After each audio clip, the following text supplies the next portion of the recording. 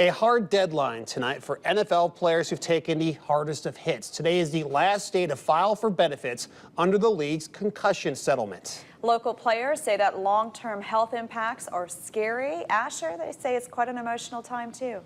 Julie, Ben, I've been talking with these guys for a while now. They tell me it's not about the money. They simply want health care, and tonight they're opening up about the reason why. Each play and tackle comes with a price. Every football hit in the NFL is like a 30-mile car accident. Pick a player. I wish that we would have had more knowledge about this back then. Pick a story. Well, team doctors said, hey, it was just a ding. You know, you take an aspirin, you get on back in. It's a common concern for former NFL vets. What will happen to them tomorrow, the next day, week, or even year? All because of suffering repeated head trauma in their time with the NFL.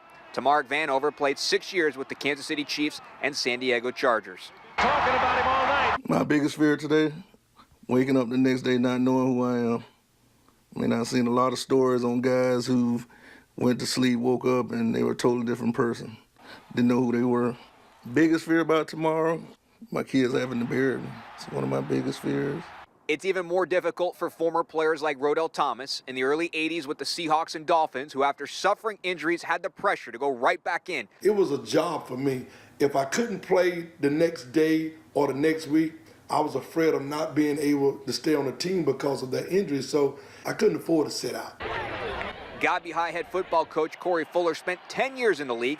He registered just over 500 tackles in his career. Doctors diagnosed him with 4 concussions from 1995 to 2004. Now he just wants proper medical coverage for himself and others.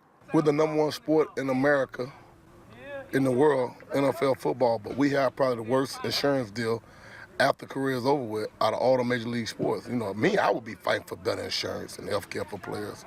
Depending on a player's age and severity of their brain illness, a monetary compensation will also be awarded anywhere from $25,000 to $5 million. After medical costs, insurance, and payouts, the settlement could likely total more than $1 billion for the former players.